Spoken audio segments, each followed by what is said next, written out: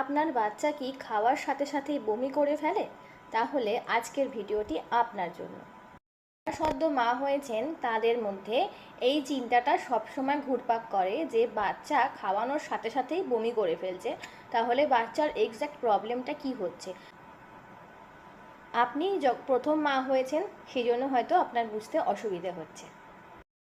একটু খেয়াল করলে দেখবেন আপনার বাচ্চা হয়তো কোনো কোনো সময় অতিরিক্ত বেশি খেয়ে ফেলছে, বা আপনি হয়তো একটু বেশিক্ষণ সময় ধরেই খাইয়ে ফেলছেন। কারণ মায়েদের মধ্যে সবচেয়ে বড় চিন্তা একটাই হয় যে বাচ্চাকে পেট ভরে খাওয়ানো। আর নবজাত শিশুর ক্ষেত্রে এটা বেশি করে হয়, কারণ যারা নতুন মা হন তাদের বুঝতে একটু সমস্যা হয়, তাদের এই আইডিয়াগুলো না থাকার কারণে। ক্ষেত্রে মায়েরা অনেক সময় বুঝতে পারেন না যে কেন এই সমস্যাগুলো হচ্ছে, বা কি করলে এই সমস্যা থেকে সমাধান পাওয়া যাবে।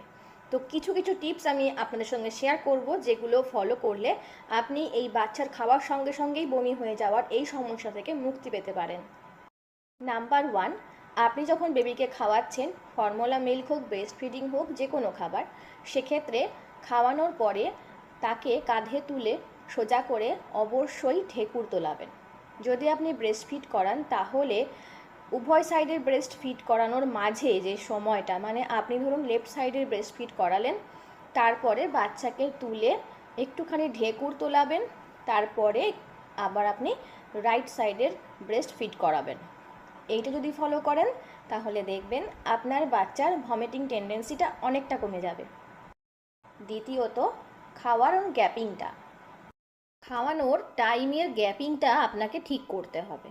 অর্থাৎ যদি আপনি এখন খাওয়ান তাহলে আবার পরবর্তী মিনিমাম 2 ঘন্টা পর আপনি খাওয়াবেন, মানে প্রত্যেকবার আপনি 2 ঘন্টা অন্তর করে খাওয়াবেন। ধরুন সাপোজ আপনি যদি সন্ধ্যে 7টার সময় খাওয়ালেন, তাহলে বেবিকে আবার ফের রাত্রি 9টা নাগাদ খাওয়াবেন। তো এরকম গ্যাপিংটা দিলে বাচ্চাদের হজম করতে সুবিধা হয়। মাথায় রাখতে হবে সেটা হচ্ছে যে কতক্ষণ সময় ধরে আপনি খাওয়াচ্ছেন। অর্থাৎ আপনি একটা নির্দিষ্ট টাইম মেপে নেবেন, 5 মিনিট বা 10 মিনিট, সেই টাইমের হিসেব করে আপনি বেবিকে খাওয়াবেন।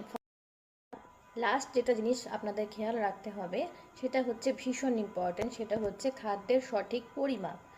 অর্থাৎ আপনি আপনার বাচ্চাকে কতটা পরিমাণে খাবার একটা সময়ে খাওয়াচ্ছেন সেটা আপনাকে খেয়াল রাখতে হবে। যদি ফর্মুলা মিল্ক খাওয়ান তাহলে সেই ক্ষেত্রে আপনার বাচ্চার বয়স অনুপাতে এবং ডাক্তারের পরামর্শ অনুযায়ী যতটুকুনি দুধ একবারে খাওয়ানো উচিত ততটুকুনি পরিমাপ করে সঠিকভাবে খাওয়াবেন। বেশি খাওয়ালে বাচ্চা কিন্তু বমি করে দেবে, অতিরিক্ত বেশি খাওয়ানো হয়ে গেলে বাচ্চার বমি করাটা খুব স্বাভাবিক।